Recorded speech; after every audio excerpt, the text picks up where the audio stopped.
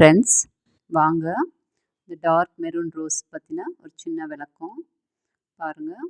இது எவ்வளோ டார்க்காக இருக்குன்னு. இதே மாதிரி தான் இன்னொரு ரோஸ் இருக்குது. இதே மாதிரி டார்க் மெரூன் வருது, ஆனால் கலர் கொஞ்சம் கொஞ்சமாக சேஞ்சஸ் இருக்குது. இந்த ரோஸும் அந்த ரோஸும் நிறையா டிஃப்ரென்ஸ் இருக்குது. பாருங்கள், இது எவ்வளோ டார்க்காக இருக்குன்னு. இதே மாதிரி தான் பக்கத்தில் இன்னொரு ரோஸ் இருக்குது. அது ஸ்டார்டிங்கில் இப்படி தான் வருது, டார்க் மெரூனாக வருது. அப்புறம் ஒரு சின்ன ஸ்ட்ரைப்ஸ் வருது. சில டைமில் எல்லோ கலர் ஸ்ட்ரைப்ஸ் வருது. அப்புறம் கொஞ்சம் நாள் ஆக ஆக ஒயிட் கலர் ஸ்ட்ரைப்ஸ் வருது. இதை ஆப்ராகடாப்ராங்கிறாங்க. இல்லைன்னா இங்கே லோக்கலில் நமக்கு டைகர் ரோஸ் அந்த மாதிரி, இல்லைன்னா ஸ்ட்ரைப் ரோஸுன்னு நம்ம லோக்கல் ஷாப்ஸ்லலாம் கிடைக்குது இது.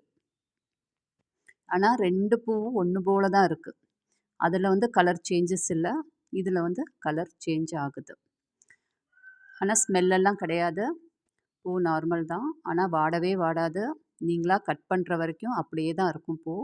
ஃபேட் ஆகும், கலர் மட்டும் ஃபேட் ஆகும். ஆனால் வாடாது இந்த பூ. நம்மளா பார்த்து கட் பண்ணால் தான் உண்டு. ஆனால் பார்க்க நல்லா இருக்கும், அழகாக இருக்கும். ஒரு ரேர் வெரைட்டி தான் இது. அது நோய் தாக்குதலெல்லாம் அவ்வளவா இல்லை, நல்லா வளருது. இது எல்லாமே ரெண்டும் கோகோபிட் மீடியாவில் தான் வளர்க்குறோம்.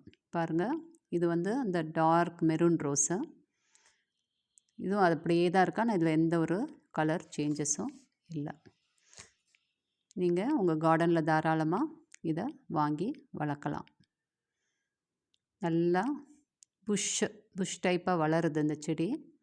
ஹைட்டாகவும் போகும், கொஞ்சம் புஷ்ஷாகவும் இருக்கும். ஆனால் கொத்து கொத்தாக பூக்களை, சிங்கிள் பூ தான் இருக்குது.